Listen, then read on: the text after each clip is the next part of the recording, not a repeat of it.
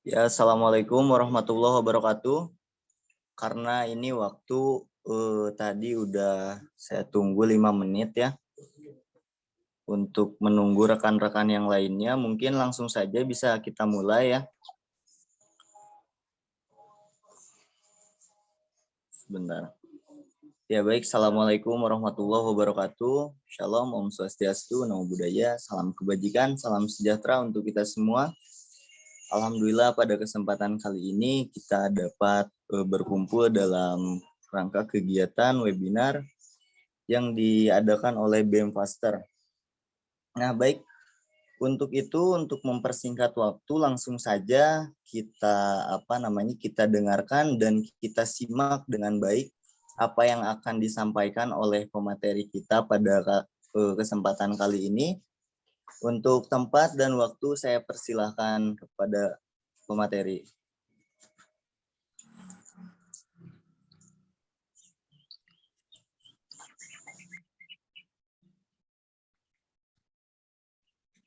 Baik, terima kasih kepada moderator yang telah mempersilahkan waktu kepada saya sebagai pemateri. Bismillahirrahmanirrahim. Assalamualaikum warahmatullahi wabarakatuh. Waalaikumsalam warahmatullahi wabarakatuh. Di kesempatan yang baik ini, terima kasih rekan-rekan semua sudah hadir dalam kegiatan yang sangat luar biasa. Saya apresiasi sebesar-besarnya kepada anggota-anggota BEM, kemudian rekan-rekan yang telah meluangkan waktu ya di jam-jam yang memang sangat sulit sekali ya untuk diluangkan seperti itu. Jam-jam segini memang sangat riskan sekali. Kemudian pada kesempatan ini memang saya juga tidak sendiri. Nanti ada rekan juga yang saat ini sedang ada di Jepang, mungkin nanti bisa memberikan jawaban atas pertanyaan yang nanti disampaikan oleh rekan-rekan semua. Baik, kita mulai saja dengan saya mau bertanya dulu. Ini semuanya dari unsur atau ada yang dari luar juga ya?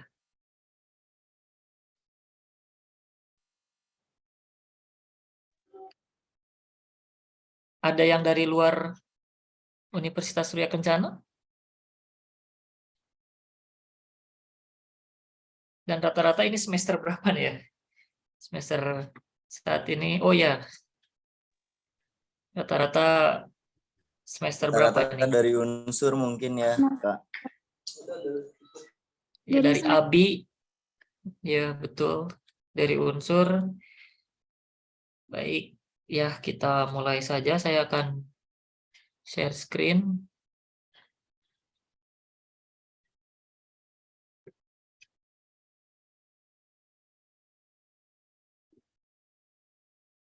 Baik, sudah dapat dilihat share screen yang telah saya tampilkan. Sebelumnya, jika tidak kenal, maka harus kenalan ya. Bukan taruh, karena saya sudah nikah. Baik, perkenalkan profil ya, nama saya Ihsan Fauzi. Saat ini bekerja di salah satu sekolah bahasa di Tangerang, dan saya membuka studi bahasa juga di Cianjur, yaitu bernama Akira Education Center sebagai direktur. Ya, di Jellyfish itu sudah sekitar 4 tahun. Sampai saat ini saya mengajar begitu, aktif setiap hari ya, Senin sampai Jumat. Nah, sebelumnya dari tahun 2017 saya memang sudah menjadi pengajar bahasa Jepang, namun waktu itu masih di Cianjur ya, di LPK, salah satu LPK di Cianjur. Saat ini saya di PT Jellyfish Education Indonesia. Kemudian background pendidikan saya sama seperti yang teman-teman juga sekarang sedang belajar, yaitu di Universitas Surya Kencana. Jadi saya alumni dari Universitas Surya Kencana tahun 2018. Ya, berarti sudah berapa tahun saat ini? Sudah sekitar 5 tahun berarti ya. Kemudian menambah pendidikan pada saat kuliah itu di Tochiji International Education Institute di Utsunomiya, Jepang ya. Sekitar 100 menit dari Tokyo ya ke arah atas. Seperti itu. Nah, ya singkat ceritanya seperti itu untuk profil saya. Ya pasti saya lahir dari Cianjur ya. Saya lahir di Cianjur. Kemudian melanjutkan studi di Universitas Widya Kencana. Dan sedikit cerita bahwa saat saya kuliah dahulu itu, mohon maaf ini belum di-record ya. Saya boleh izin record? Boleh, Oh ya, Kang. ya, baik, terima kasih. Oh ya, ini Ini hanya sudah host di-record. katanya. Oh ya, sudah di-record ya. Ya, Baik, host, ya baik, terima kasih. Tadinya saya juga mau izin record, tapi ya sekarang sudah ya. Baik, kita lanjutkan kembali. Saya sedikit cerita mengenai perjalanan saya hingga ya saat ini fokus di bahasa Jepang, yaitu saat saya berkuliah di Universitas Surya Kencana, ya waktu itu Faster ya yang dahulu Universitas Surya Kencana itu jurusan pertanian ya, Faverta dulu ya, Fakultas Pertanian dan sekarang berubah menjadi Faster, Sains Terapan, membuka program Gojapan angkatan pertama ya, angkatan pertama. Ya, dikirimkanlah diseleksi dulu ya. Diseleksi dari beberapa semester dari ya senior-senior saya di atas saya waktu itu ketua BEM juga Kang Opi ya, Muhammad Sofiuddin. Saat ini juga sebagai partner kerja saya di PT Jellyfish seperti itu. Nah, waktu itu memang saya sebagai sebagai panitia ya, sebagai panitia sosialisasi program Gojapan. Saya masih ingat dahulu ketika saya di BEM, itu saya sebagai humas mengantarkan surat ke beberapa sekolah di Kabupaten Cianjur, khususnya wilayah Mande, daerah ke bawah ya, daerah Ciranjang dan beberapa kecamatan lain ya. Saya mengantarkan surat ke beberapa sekolah untuk mengikuti untuk undangan mengikuti program ini yang ditujukan untuk masyarakat ekonomi Asia tentunya ya. Baik, ya kita lanjutkan kembali ya untuk MEA ya dahulu untuk masyarakat ekonomi Asia. Nah saat itu saya sebagai panitia dan setelah mengikuti seminar tersebut saya dan rekan tadi di BEM Kang Opi yang Muhammad Sofiuddin itu tertarik ya untuk mengikuti program tersebut. Nah singkat cerita kita daftar dan mengikuti prosesnya hingga memang kita dinyatakan sebagai peserta program Gojapan angkatan pertama. Seperti itu ya. Nah, ini sedikit background saya hingga saat ini memang ingin memaparkan perjalanan sampai saat ini saya apa korelasinya saya dengan tadi ya bidang studi yang saya tempuh di Unsur dan saat ini saya bekerja seperti itu ya. Saya diberangkatkanlah ke Tochiji selama 2 tahun dan saat itu memang saya sebagai ini ya sebagai mahasiswa aktif ya. Jadi bukan bukan berhenti dari Unsur tetapi saya masih sebagai mahasiswa aktif ya di Unsur seperti itu. Nah, ini yang membuat coretan saya hapus dulu ya, mohon maaf. Baik. Ya, di sini kita lihat foto ada 2 dosen dari Faster yaitu Bapak Yahya dan Bapak Rizal ya. Pak Rizal waktu itu kunjungan ya untuk mengikuti. Oh ya ini dari Akbid. Terima kasih. Dari Akbid Kang, siap. Ya, terima kasih sudah hadir. Semester 4 ya dari Unsur banyak ya. Ini saya lihat di chat komen ya. Terima kasih dari Akbid Akademi Kebidanan ya. Nanti juga saya akan menyinggung beberapa memang di bidang kesehatan ya yang saya ketahui memang ya. Seperti itu. Nah, ya mungkin ada beberapa wajah yang dikenal ya oleh teman-teman ataupun memang sama sekali tidak ya, karena memang angkatan 2018 ke bawah ya, karena di atas saya pun senior-seniornya ada ya waktu itu untuk program ini. Seperti itu. Baik, itu saja mungkin dari korelasi antara saya dengan pekerjaan. Kemudian saya akan lanjutkan ke ya kiat ya, sesuai dengan apa namanya judul ya yang kita tagline-kan di webinar hari ini. Seperti itu, kita padatkan, kita singkatkan, tapi mudah-mudahan semuanya bisa mendapatkan ya intisari dari apa yang saya paparkan hari ini. Seperti itu. Nah, bisa kita lihat di sini kiatnya apa untuk belajar ya. Saya memberikan poin pertama yaitu start early. Start saat ini juga ya. Jangan nunggu-nunggu diajak, jangan nunggu-nunggu dulu ada niat ya. Start early saja, mulai dari apa ya. Nah, jadi start early di sini adalah kita memulai dari tahap ya yang terdasar yaitu menulis huruf hiragana dan katakana ya. Jadi bahasa Jepang ini ya tidak keluar lepas ya dari apa yang saya pelajari dan ingin saya sampaikan, yaitu tentang bahasa ya, bahasa Jepang. Jadi sering menulis ya, sering membaca, maka kita akan terbiasa seperti itu ya. Jadi seperti kita mengaji ya, sering membaca seperti itu, maka kita akan terbiasa ya, sering mendengar dan lain sebagainya. Itu adalah salah satu metode untuk menguasai bahasa Jepang. Kemudian visualisasi kata. Ya, jadi ada beberapa orang memang yang apabila menghafal secara teks itu memiliki kesulitan. Ya, jadi kalau saya menghafal saya adalah watashi dengan tulisan itu saya sulit hafal. Nah, bagaimana caranya? Nah, saya memberikan kiat yaitu menggunakan visualisasi kata. Jadi ketika kita contoh ada apa ya benda handphone misalkan ya. Handphone dalam kata bahasa Jepang adalah keitai atau keitai denwa ya, cellphone. Kita visualisasikan benda tersebut ya. Jadi kita menggunakan alam bawah sadar kita untuk cepat menangkap ya kata yang akan kita gunakan dalam menguasai bahasa Jepang seperti itu.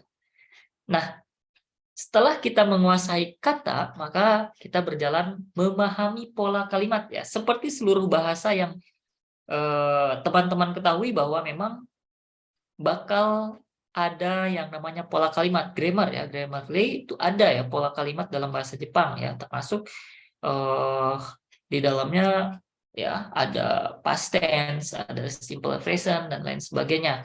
Ya, di semua bahasa itu pasti ada ya yang lalu, saat ini dan yang akan datang seperti itu. Perubahan-perubahan kata kerja. Ada ya. Nah, kiatnya apa nih untuk pemahaman pola kalimat? Yaitu dipakai ya. Contoh, kalau kita membaca kalimat ya, kita terus mengucap dan membiasakan ya, atau ya teman-teman sekalian yang biasa. Jadi setelah pola kalimat itu memang kita pahami dan pelajari, maka akan keterbiasaan. Ya, contoh, kalau kita mempelajari bahasa lain pun seperti bahasa Inggris dan lain sebagainya akan sama ya seperti itu. Ya, kemudian terakhir ya, yaitu pengunci dari apa yang telah kita mulai dari awal dan akhir, yaitu konsistensi ya. Konsisten. Jadi jangan sampai seperti ya gunung lah ya, pegunungan ketika kita semangat kemudian sudah di atas kita semangatnya turun. Nah, tolong dihindari ya seperti itu. Jadi konsistensi adalah kunci juga ya, kiat juga bagaimana kita menguasai bahasa, khususnya bahasa Jepang ya yang saat ini saya paparkan seperti itu. Baik, ini akan kita bereskan ya sectionnya sampai akhir. Nanti di akhir maka kita akan sesi tanya jawab ya sekitar ya 15 menit atau beberapa pertanyaan, 5 ya kita batasi saja 5 pertanyaan seputar kiat sukses menguasai bahasa Jepang, dan satu lagi yaitu kesempatan ya sesuai judul, kesempatan magang ataupun kerja di Jepang, seperti itu. Baik, kita mulai dengan magang, kata magang ya. Magang seperti sudah kita ketahui bersama bahwa kata magang ya berarti akan ada transfer ilmu ya. Berarti kita sebagai peserta training, peserta magang ya, makanya disebutnya juga magang ya. Nah, di Jepang itu kuota magang itu setiap tahun ya meningkat ya. Bahkan kemarin karena stop 2 tahun, nah tahun ini itu mulai meningkat kembali ya kuota magang ya. Jadi magang itu sudah dari sejak dahulu ya, bahkan kalau tidak salah itu tahun 90-an saja sudah mulai ya, yaitu program magang ke Jepang, yaitu transfer ilmu. Baik, ada suara yang masuk. Yo, ada host bisa nge-off. Untuk yang baru masuk, mohon maaf untuk mematikan mic-nya ya. Baik, ya terima Mikrofon kasih. matikan.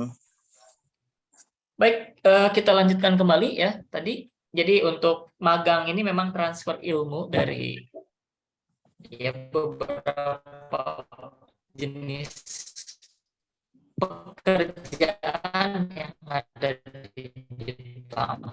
Ya, sektornya banyak.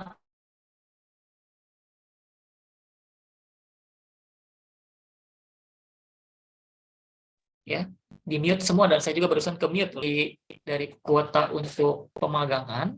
Ya, lalu ya dari magang itu ada lagi jenis visa lain, yaitu namanya visa Tokutegino ya. Visa jenis baru ini ada sejak 2019 lalu dan kuotanya masih tersisa banyak ya. Seperti itu. Nanti saya ada sedikit data yang saya punya dari tahun lalu 2022, dan nanti kita simpulkan penambahannya setiap tahun berapa ya, kita kira-kirakan saja seperti itu. Kemudian juga kita ketahui bahwa Jepang itu tenaga kerjanya semakin menurun karena tingkat kelahirannya juga menurun. Kemudian angka lansia ya, pekerja yang sudah lanjut usianya meningkat. Ya, jadi apa? Orang-orang yang mudanya sedikit, sedangkan lansianya banyak ya. Walaupun secara data memang saya tidak persis mengetahui berapa persentasi datanya ya. Tapi yang saya pahami kenapa tenaga kerja asing yang diserap oleh Jepang itu lebih tinggi ya. Maka kita simpulkan bahwa memang ketenaga kerjaan di Jepang ini kurang ya. Maka mereka dibantu oleh orang asing dari Asia khususnya seperti itu. Dan saya tidak tuliskan di sini, ranking pertama yang menduduki populasi terbesar di Jepang itu yaitu Cina ya. Kedua itu Vietnam, yang ketiga Indonesia, dan disusul dengan Filipina ya dan negara-negara lainnya. Kenapa ya? Di sini saya pengen memberikan sedikit informasi bahwa kenapa kita di bawahnya Vietnam ya. Di bawah Vietnam. Ya kalau Cina wajar lah ya, satu daratan dengan bukan satu daratan lah ya, satu wilayah ya, beda daratan sebenarnya, tapi ada satu wilayah kan ada tulisan yang sama, yaitu tulisan kanji yang mereka memang tidak perlu pelajari pun mereka sudah tahu ya cara bacanya. Kenapa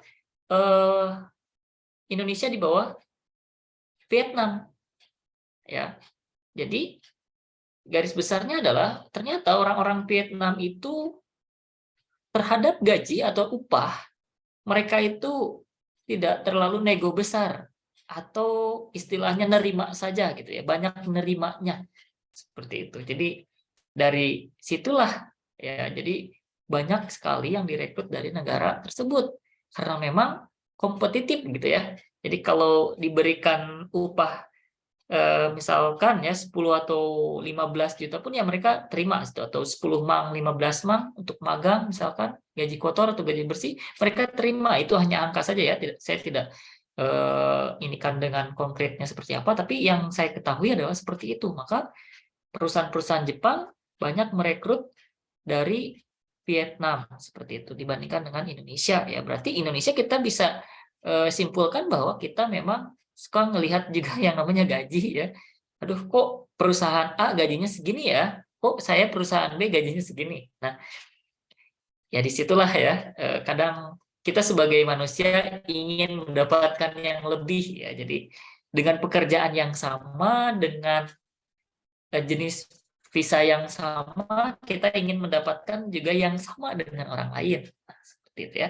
Tapi ternyata di dunia kerja tidak seperti itu ya. Sama lah ya di Indonesia dan di luar juga sama seperti itu.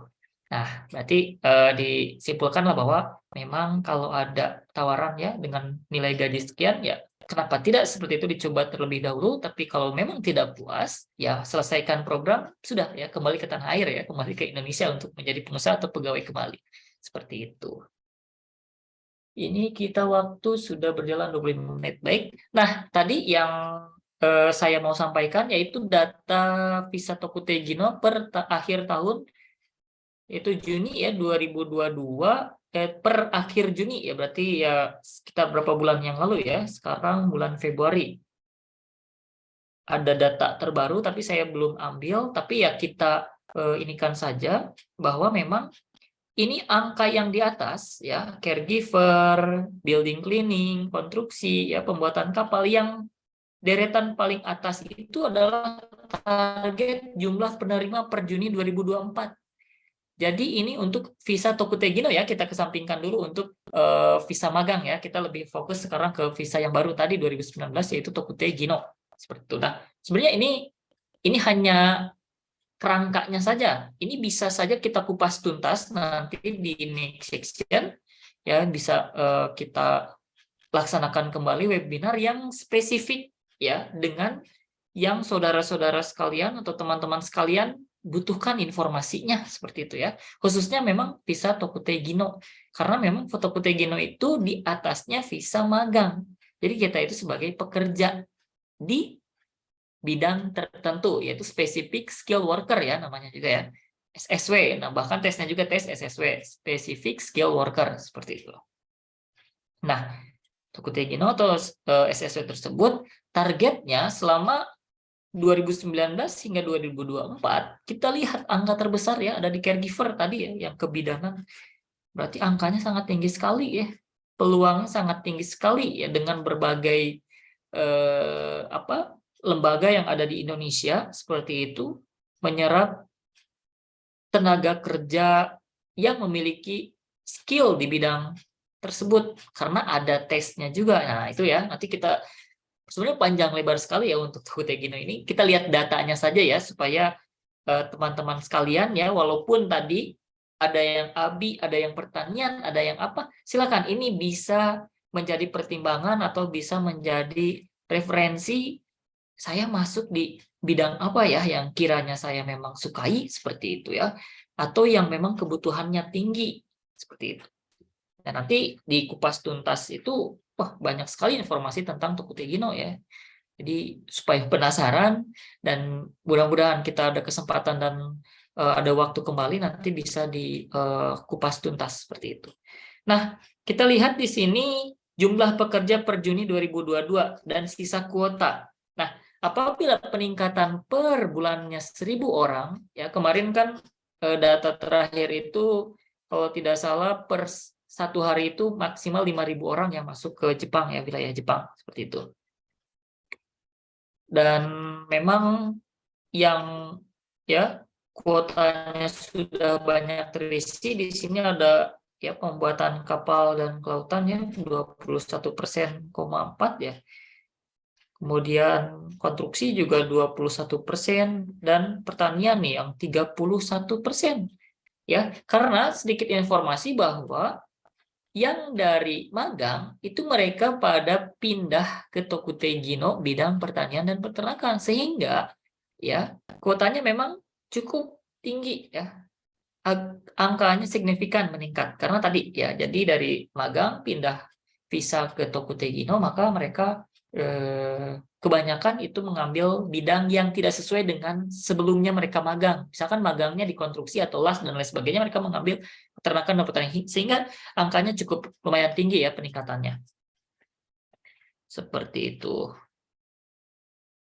Kemudian ya kita lihat di sini ada perawatan ya, mobil ya, aviasi, akomodasi, kemudian pertanian dan peternakan. Kita lihat di sini, kita fokuskan ABI, misalkan nih ABI kita bisa masukkan ke akomodasi, kita bisa masuk ke restoran ya, atau ya yang paling dekatnya akomodasi, karena kita akan belajar bisnis manner juga di perusahaan-perusahaan penginapan Jepang ya, ryokan atau hotel-hotel modern, hotel-hotel tradisional Jepang ya, bisa tuh ABI masuk ke akomodasi. Tapi kalau bidang pertanian tadi yang agribisnis dan agrotek itu bisa masuk ke khusus pertanian.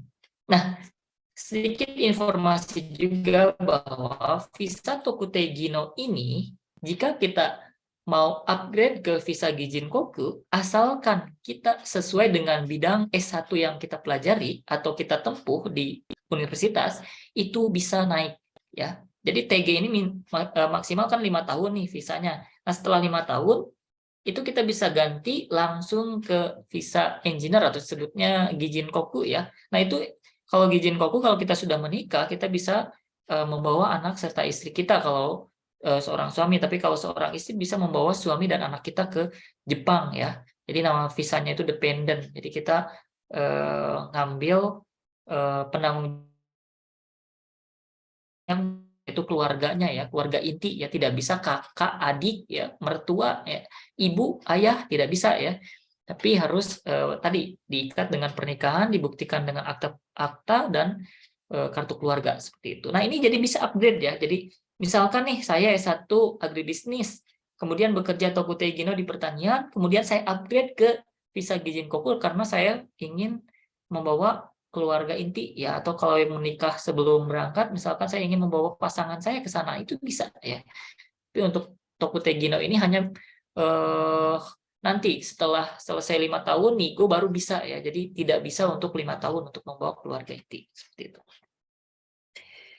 Baik, akomodasi, pertanian, perikanan, dan restoran. Nah, kita lihat jika penambahan kuota rata-rata 1.000 orang di bidang pertanian, maka kurang lebih masih tersisa sekitar 27.000. Ya, angka yang cukup besar ya. Sedangkan sumber daya manusia kita, bonus demografi yang sering digaung-gaungkan ya di beberapa webinar, di beberapa di beberapa acara pemerintah ya, kabupaten, tingkat provinsi, bahkan nasional, maka akan ada terjadi bonus demografi. Kenapa kita tidak coba ke dunia internasional ya, atau khususnya ke negara Jepang? Ya banyak sih sebenarnya negara lain yang memang kualifikasinya berbeda-beda, ke Jerman, ke yang lain. Nah, setelah kita mendapatkan ya modal usaha, mendapatkan pengalaman, mendapatkan ya ilmu-ilmu yang memang bisa diaplikasikan di negara, kita pulang dan membangun bisnis di Indonesia, atau kita bekerja di perusahaan Jepang. Bahkan ya kalau ini saya lebih spesifik ke perusahaan Jepang, kita bisa bekerja di perusahaan Jepang yang ada di Indonesia seperti itu, dengan sedikit lebih up dibandingkan dengan teman yang memang asalnya tidak ya keluar atau tidak ke Jepang. Itu akan ada perbedaan ya. Dari segi salary pun biasanya di beberapa perusahaan Jepang yang ada di Indonesia, mereka akan ada namanya insentif bahasa ya. Jadi kalau ada karyawannya yang memiliki bahasa asing dengan kualifikasi perusahaan yang ada di Indonesia, mereka akan memberikan insentif ya. Ada beberapa perusahaan yang seperti, karena saya punya pengalaman di Jepang dan saya punya sertifikat bahasa Jepang misalkan level tertentu ya, N3, N2 atau N1, ya mereka memberikan insentif seperti itu karena memang untuk membedakan karyawan yang tidak pernah magang atau bekerja di luar seperti di Jepang. Baik. Ya, kita lihat ya presentasinya masih sangat tinggi sekali ya. Untuk per bulan ini pun ya kira-kira ini ini hitungan kasar saja apabila penambahan 1.000 orang ya per bulan ya di bidang pertanian, dan masih tersisa nih cleaning building ya di bidang-bidang lain yang cukup kuotanya tinggi-tinggi sekali ya. Restoran juga ini 53.000 ya. Karena memang magang itu tidak ada di restoran Minasang atau rekan-rekan semuanya ya. Kalau saya keceplosan Minasang berarti everyone ya. Karena saya di kelas itu mengajar dengan kata Minasang untuk memanggil audiensi ya, atau memanggil peserta-peserta atau siswa-siswa. Jadi rekan-rekan semua saya panggil Minasang juga tidak apa-apa ya. Saya pengganti dari bahasa kalau saya memang keceplosan menyampaikan itu atau mengucapkan itu ya. Hai, baik kita lanjutkan ya. Tadi penambahan kuota rata-rata 1.000 orang di bidang pertanian, ya kurang lebih sisanya masih banyak seperti itu. Baik, pemaparannya memang saya tidak akan panjang lebar. Yang akan saya berikan waktu itu adalah pertanyaan. Ya, silahkan. Jadi saya ingin ada feedback. Apa sih yang ya masih, misalkan ya kalau nanti saya tidak bisa jawab atau saya tidak bisa menyimpulkan secara panjang lebar karena waktunya terbatas misalkan ya di webinar ini, maka kita akan buatkan forum lagi ya dengan kesempatan lain yang memang lebih spesifik persiapannya seperti itu. Baik, arigatou gozaimasu, terima kasih atas waktu ya yang cukup singkat ini, tapi mudah-mudahan informasi yang saya sampaikan ini hanya kerangkanya saja, nanti kita perdalam di tanya jawab juga seperti itu. Dan nanti juga saya akan minta untuk rekan ya saya yang berada di Jepang saat ini masih masuk atau tidak, kita lihat dulu. Oh ya, masih ada ini di Hiroshima ya, Fukuyama Hiroshima. Nanti akan ada sedikit juga kalau ada pertanyaan yang memang saya belum mampu menjawabnya seperti itu. Baik, saya terima kasih. Assalamualaikum warahmatullahi wabarakatuh. Saya serahkan kembali kepada moderator. Ya, baik, untuk Sensei Fauzi telah menyampaikan materinya. Mungkin dari kawan-kawan semua ada yang ingin mengajukan pertanyaan. Sekarang mulai kita masuk ke sesi tanya jawab mungkin ya. Silakan dari kawan-kawan, mungkin ada yang ingin ditanyakan ataupun masih belum dipahami. Silakan untuk mengajukan pertanyaan-pertanyaannya.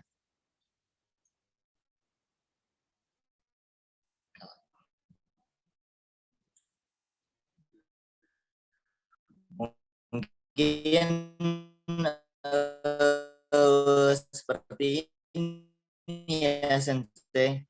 Kita kasih waktu dulu 5 menit supaya teman-teman mungkin mempersiapkan jawabannya. Nanti untuk pertanyaannya bisa ditulis di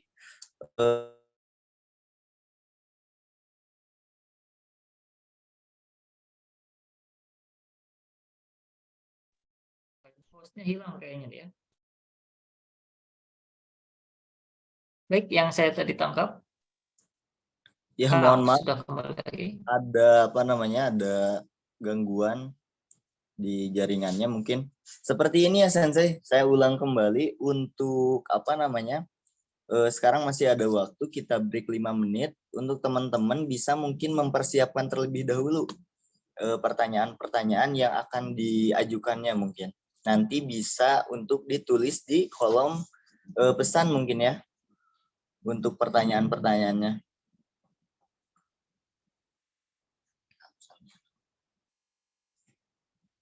Seperti itu mungkin. Saya kasih waktu 5 menit untuk kawan-kawan memikirkan ini akan menanyakan hal apa gitu kan kepada Sensei Fauzi pada kesempatan kali ini. Silahkan ditunggu sampai 14.02 mungkin ya. Sekalian kita break terlebih dahulu. Sewaktu kita nunggu break, kawan-kawan bisa untuk mempersiapkan pertanyaannya mungkin ya.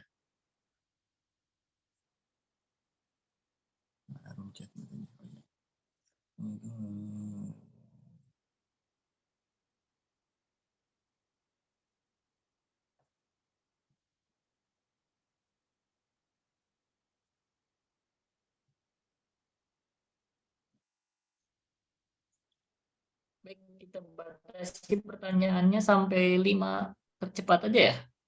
Karena memang waktu kita hanya 1 jam sampai pukul 2. Ya. Oh iya, mungkin Saya izin bertanya, Kang. oh iya, silakan. Oh ya, tidak ditulis? Tapi sudah Tulis ditulis saja. kok. Oh, Sudah ya. ditulis. Kalau nasabah mau bertanya, ya enggak, silakan juga untuk bertanya.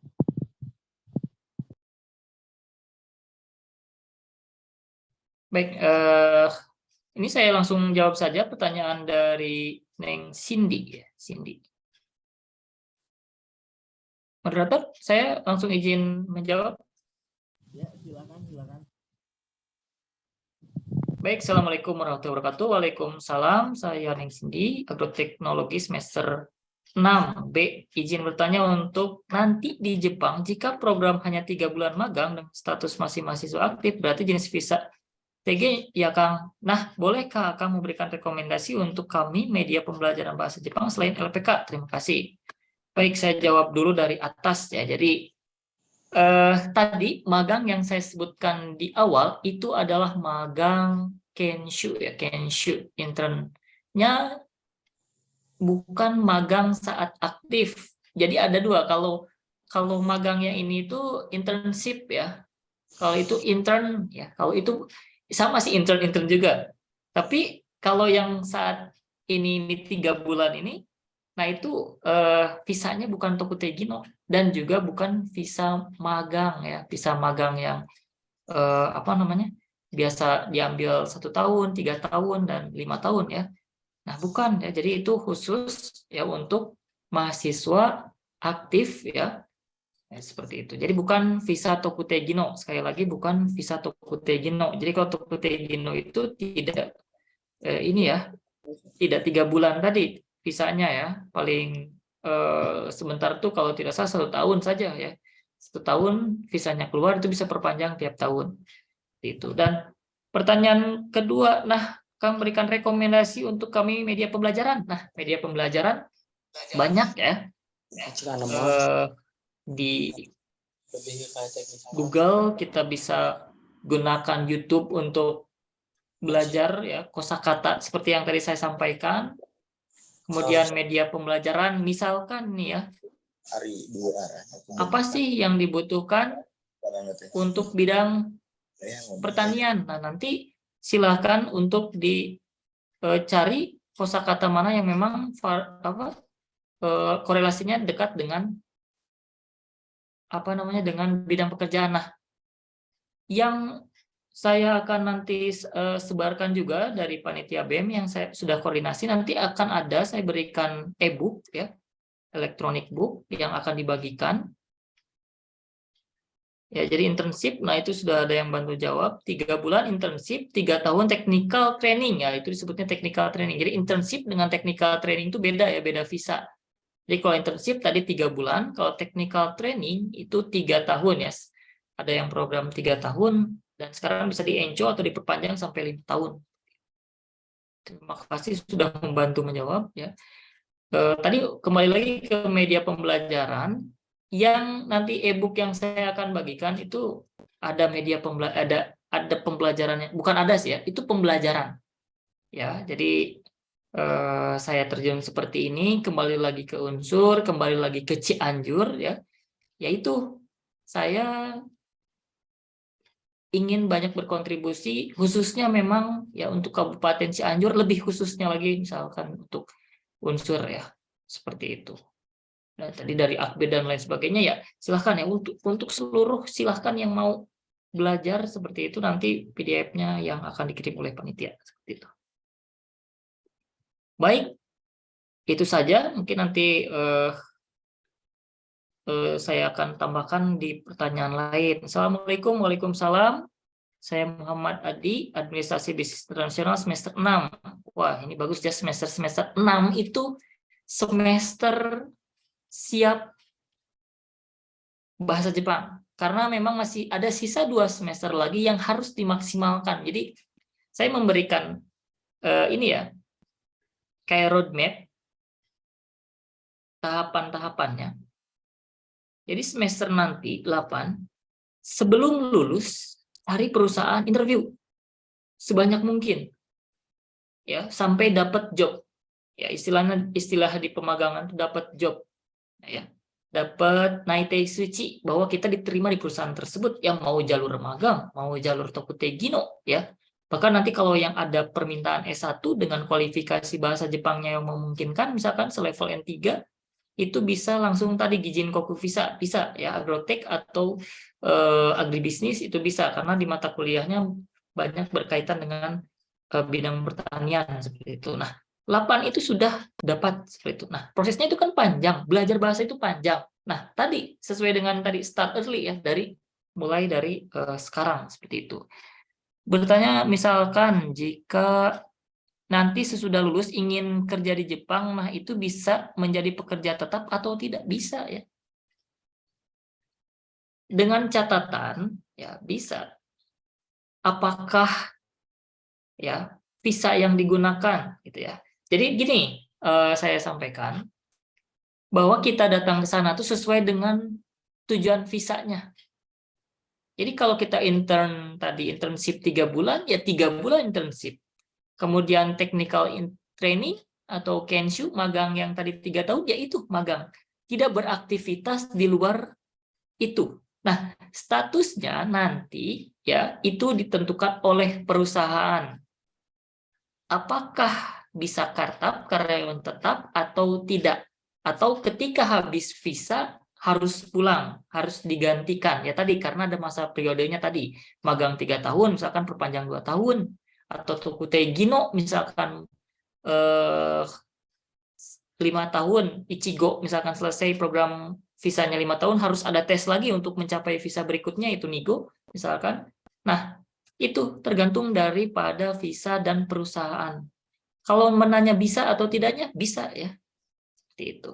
Baik. Itu sudah saya jawab. Bisa ya, bahkan orang-orang Cianjur yang menetap banyak ya, senior-senior yang udah ada berkeluarga di Jepang banyak ya. Jangan khawatir orang Cianjur. Ada paguyuban Cianjur di Jepang ya.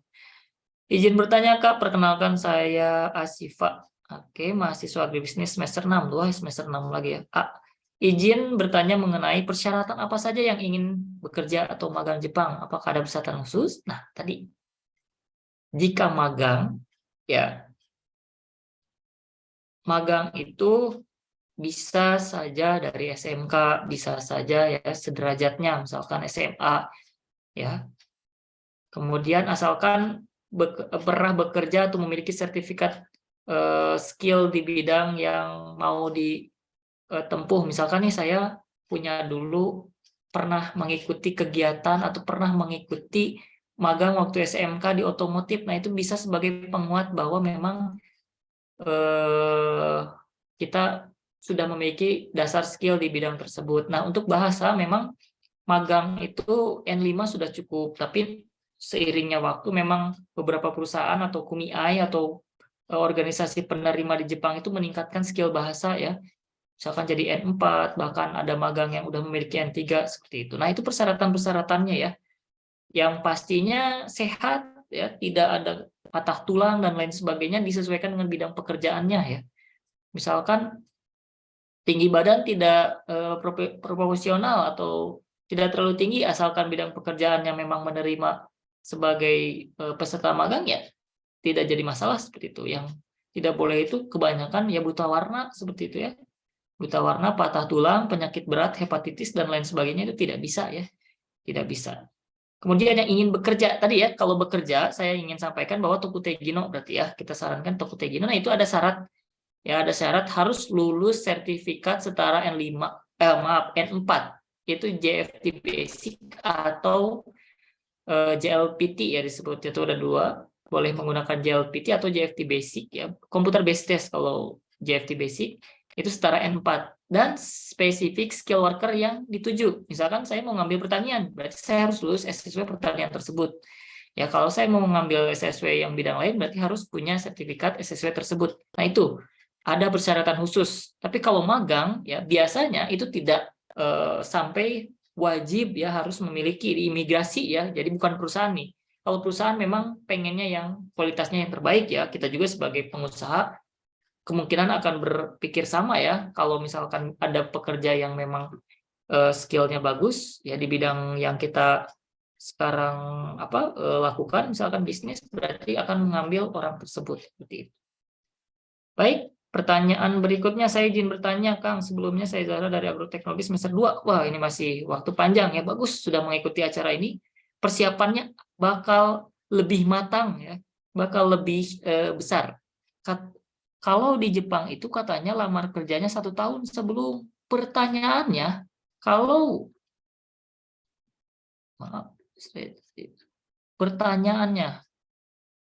pertanyaannya ya pernah dengar Kang kalau di Jepang itu katanya lamar kerjanya 1 tahun sebelumnya. Pertanyaannya, kalau kita udah keterima masih boleh terima kontrak kerja di Indonesia sambil nunggu atau gimana Kak? Terima kasih. Baik, gini ya.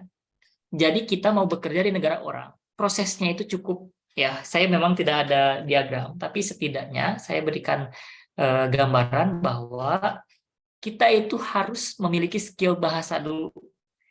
Jadi orang yang akan menginterview kita itu adalah orang Jepang minimal dasar ya, atau setara N5 lah ya. Kita memegang 25 bab kalau di Minami Nihongo itu harus belajar. Nah, belajar itu perlu waktu. Jadi di sini pertanyaannya tadi ya, dengar-dengar Kang, kalau di Jepang itu katanya lamar kerjanya 1 tahun.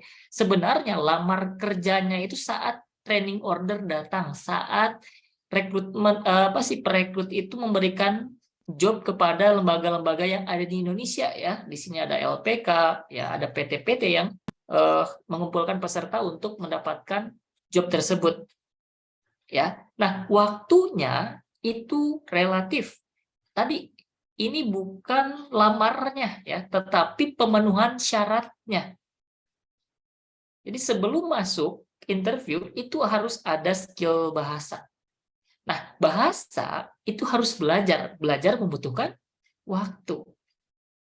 Jadi kita simpulkan bahwa tetangga saya kemarin belajar 1 tahun, tapi saat ini masih ada di Indonesia saja. Oh iya betul. Ada kejadian seperti itu, apalagi kemarin saat pandemi, bahkan ada yang 2 tahun menunggu karena tidak bisa masuk Jepang. Ya, bukan perusahaan tidak menerima secepatnya, tetapi aturan negara yang memang tidak bisa masuk Jepang atau nyukang ya disebutnya ya, masuk Jepang itu tidak bisa karena pembatasan orang yang masuk keluar Jepang seperti itu. Nah, kalau kita diterima masih boleh kontrak kerja di Indonesia. Nah, kontrak kerjanya yang seperti apa dulu? Ya, kalau misalkan kita sudah dapat nih, saya dapat job, contoh ya, saya dapat job di pertanian di Hokkaido. Ya, saya sudah belajar kurang lebih 6 bulan. Saya masuk tes, sudah tes lulus, ini kita bahas Tokutegino dulu aja ya.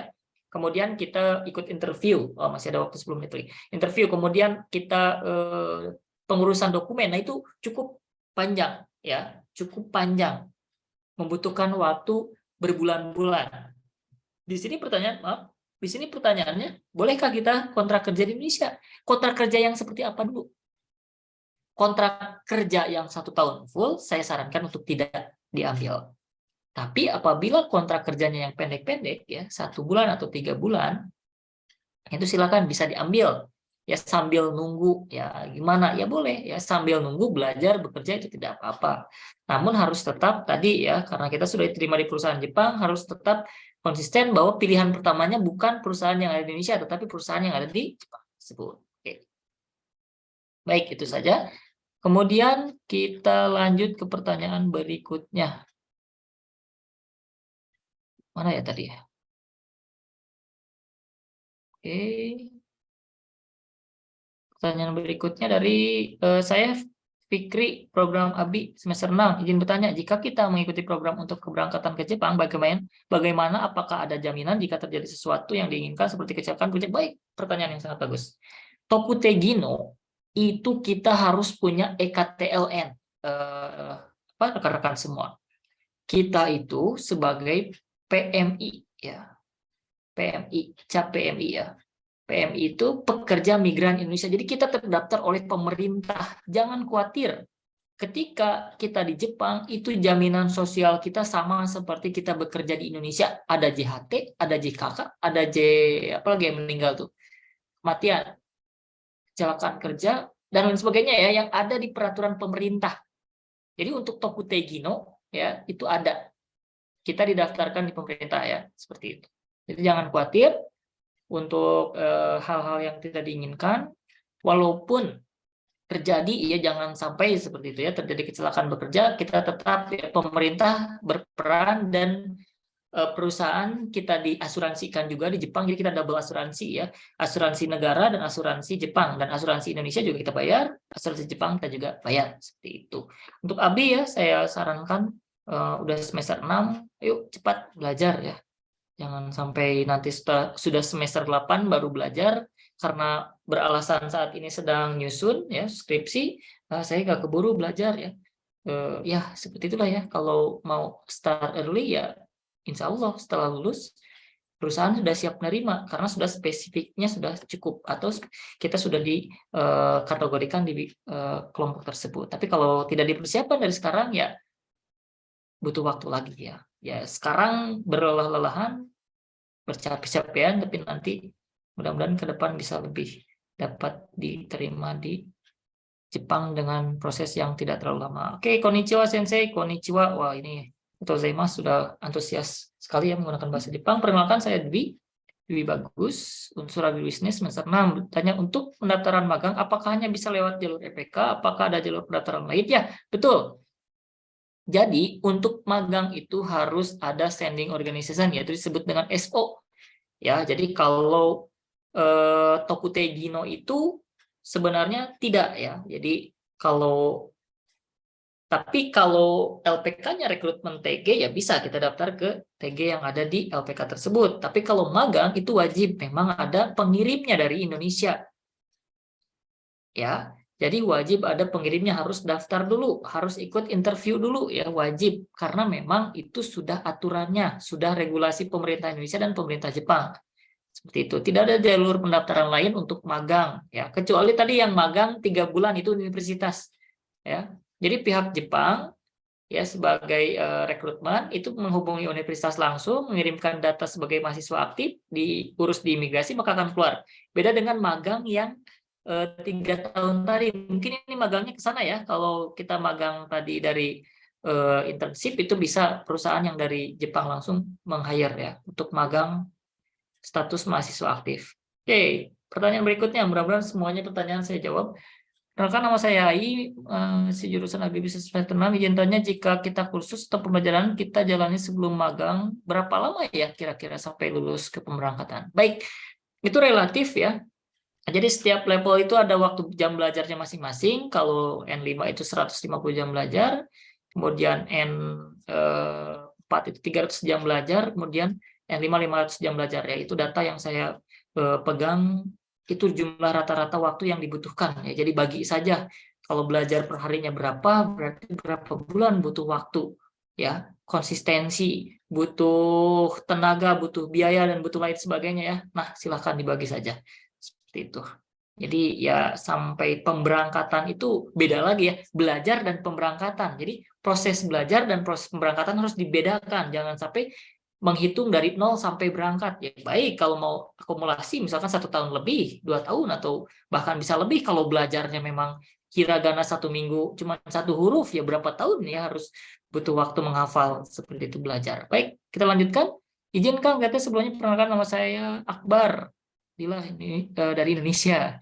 Dalam bahasa Jepang ya istilah kata shichi dan nana. Nah, bedanya apa ya? Jadi bedanya itu penggunaan ya, shichi dan nana ya. Jadi penggunaannya saja. Seperti itu. Penggunaan jam itu menggunakan yoji misalkan atau 7-nya shichiji misalkan. Kemudian di beberapa lain itu menggunakan nananin, shichinin. Nah, itu ada 2 ya. Ada yang menggunakan shichinin, ada yang menggunakan nananin ya. Itu sama, bedanya penggunaan ya, penggunaannya beda. Ada beberapa kelompok yang tidak bisa digunakan oleh shichi, ada beberapa kelompok yang tidak bisa digunakan nana. Seperti itu. Baik, terima kasih. Tozaimasu, saya doitashimashite. Assalamualaikum, saya Tika, jurusan administrasi bisnis. Bagus, administrasi bisnis banyak ya. Saya ingin minta bila sambil kuliah kursus ya, beresin kuliah dulu baru ikut LPK, terus kira uangnya harus dipersiapkan maksimal berapa? Baik.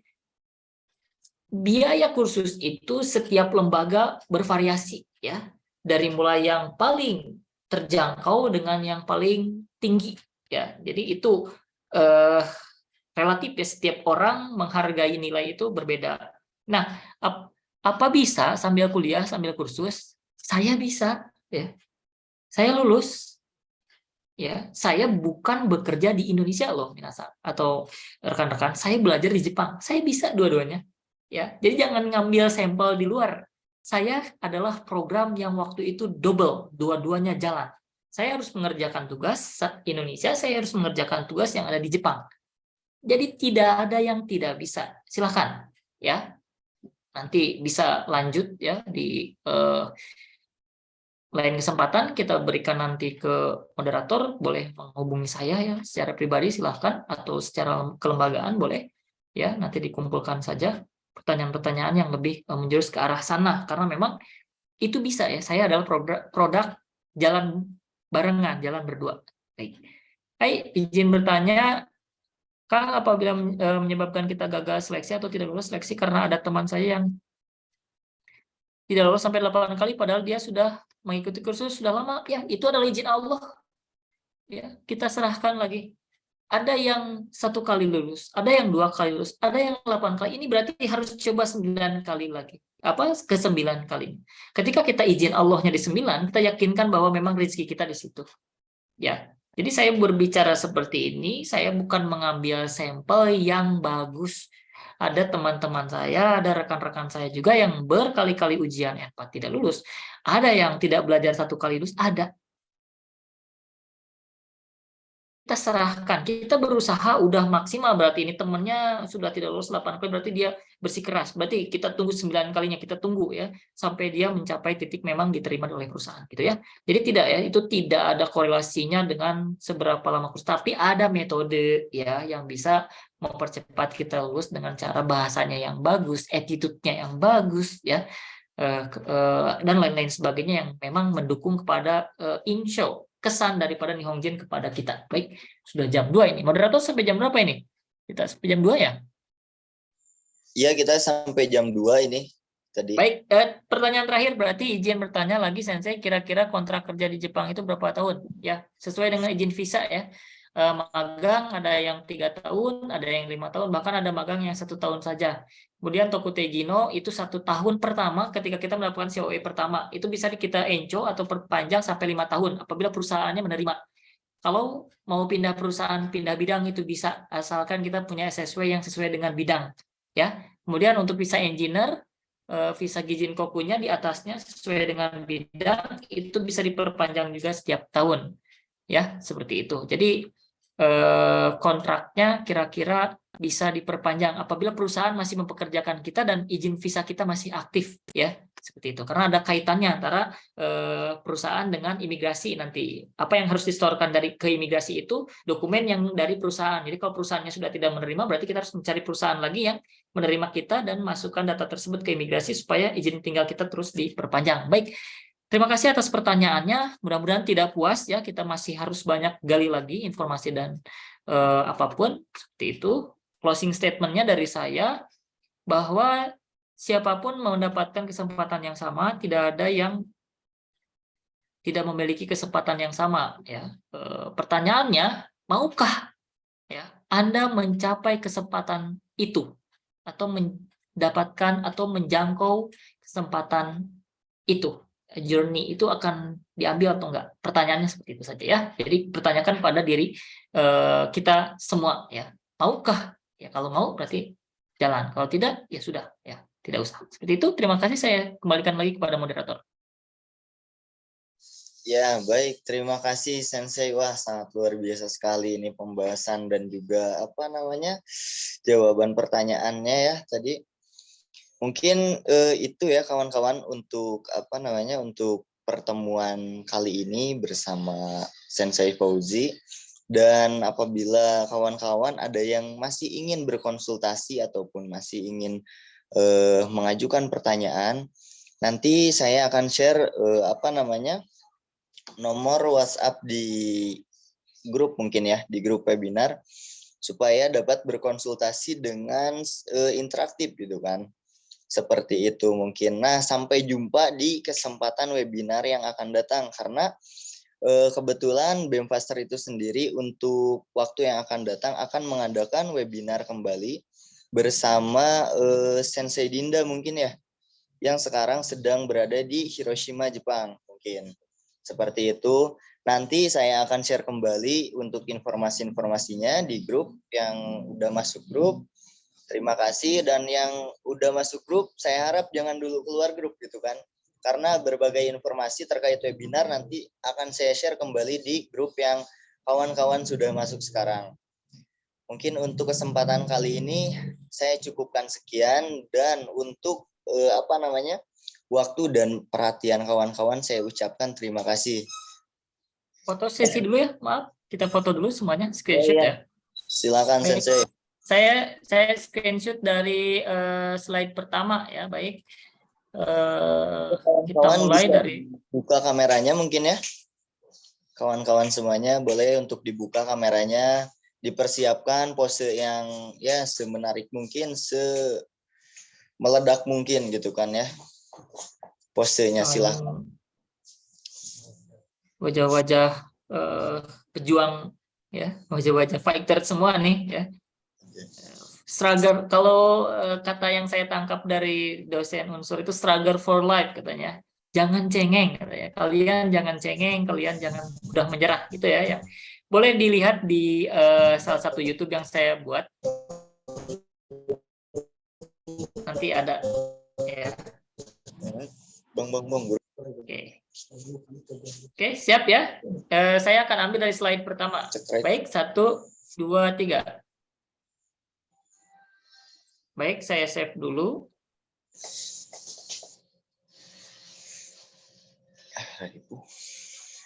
Bentar ya, slide pertama jangan kemana-mana dulu. Slide kedua nanti saya akan save ulang. Ya.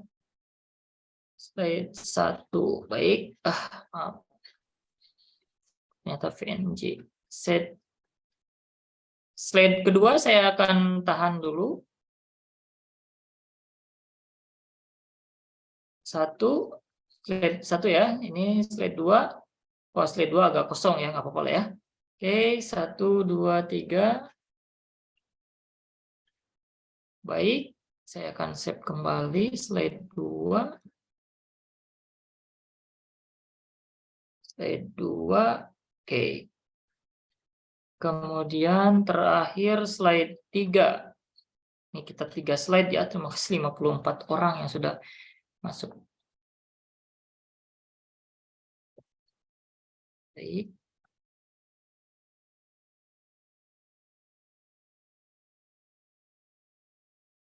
Baik, sudah saya save dari slide pertama. Mudah-mudahan kita bisa ketemu kembali lain kesempatan. Saya juga waktu itu pernah ke unsur juga ya untuk ya sharing section ya, tidak formal. Tapi setidaknya saya akan terus support ya selagi saya masih ada di Indonesia seperti itu.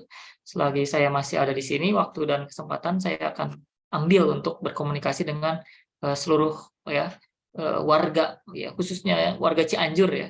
Kita tingkatkan skill ya di bahasa ini ya. Jadi for future ya, sesuai dengan judul ya. Masa depan akan lebih cerah apabila kita mendapatkan pendidikan bahasa lebih dari satu ya, Inggris dan bahasa lain ya, boleh dipilih ya. Kalau khususnya saya itu bahasa Jepang saya pilih ya.